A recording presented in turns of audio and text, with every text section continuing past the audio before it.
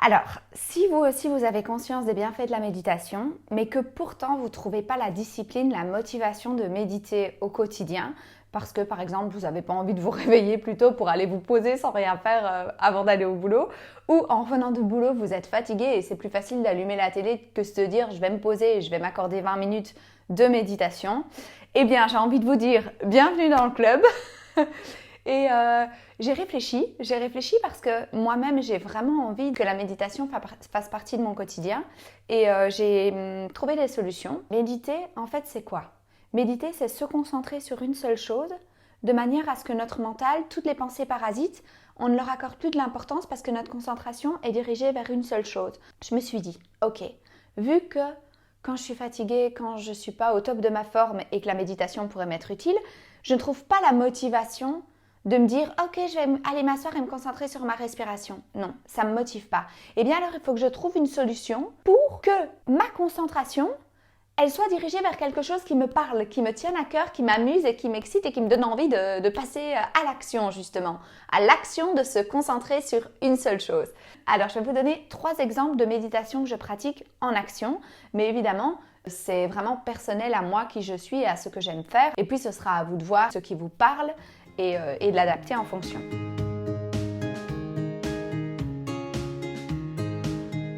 Mais tout d'abord, je me suis mise au tricot il y a quelques années. Vous savez, il y a une période tendance de tricot. J'ai surfé sur la vague et je m'y suis mise. J'ai pris quelques cours, j'ai adoré.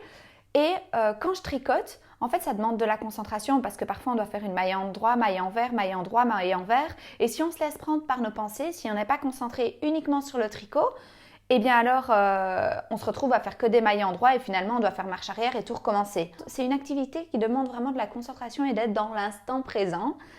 Et donc, quand je tricote, je fais le petit effort de me dire « Ok, je ne fais que ça et je me concentre sur mon tricot. » Et donc, je médite sur la maille, sur l'acte répété et ça fait le vide dans mes pensées et ça me fait du bien et ça me relaxe et en fait, je suis en train de pratiquer une méditation en action.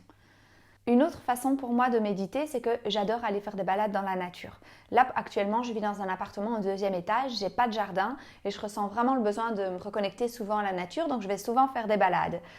Et lors de ces balades, eh bien, je fais le petit effort de me concentrer, de concentrer mon attention sur la nature. En fait, je marche, j'observe la nature et pour le coup, là, je me concentre sur ma respiration et sur cette symbiose de moi avec la nature et l'univers et je ressens une forme d'euphorie parce que je me sens en symbiose avec la nature et que c'est quelque chose que j'adore. Et donc pour moi, ça ne me demande pas un effort de me dire « Allez, je vais me balader en pleine conscience ». Non, ça ne me demande pas un effort parce que j'adore ça. Et donc, même quand je rentre du travail, au lieu de regarder la télé, ça me fait plaisir d'aller me balader. Et la 3e forme de méditation qui s'est avérée vraiment la plus puissante pour moi, c'est l'acte de peindre. Quand je peins, vraiment, je fais le vide dans ma tête, je suis vraiment concentrée uniquement sur le mouvement du pinceau. Oh non, c'est pas vrai, je mens. Je ne suis pas concentrée uniquement sur le mouvement du pinceau. Je suis aussi concentrée sur la symbolique que ma peinture représente. Et donc, par exemple, lorsque j'ai vécu le plus grand drame de ma vie jusqu'à présent, c'est-à-dire la perte de notre petit bébé à 24 semaines de grossesse, l'acte créatif, ça m'a permis de m'accorder des moments de vide, de calme intérieur. Et en plus de ça, je méditais sur le pardon parce que j'ai peint par exemple la nature. Et j'ai peint cette nature, c'était ma façon de lui accorder mon pardon, mais aussi de me pardonner à moi-même de ce qui s'était passé. Et donc, en peignant cette peinture qui représentait la nature, non seulement j'ai médité parce que ma concentration allait sur le trait du pinceau, mais en plus de ça, je méditais sur quelque chose en particulier, sur une valeur que je développais, c'est-à-dire le pardon, mais aussi la résilience. Donc voilà, j'espère que cette vidéo vous aura donné des idées pour comment en fait vous lancer dans la méditation au quotidien en ayant assez de motivation que pour passer à l'action. Voilà, j'espère que cette vidéo vous a plu. Si c'est le cas, vous pouvez mettre un pouce vers le haut et surtout vous abonner à ma chaîne YouTube. Je vous invite aussi à aller voir mon compte Instagram parce que j'y ajoute du contenu complémentaire à ma chaîne YouTube. À très bientôt pour la prochaine vidéo.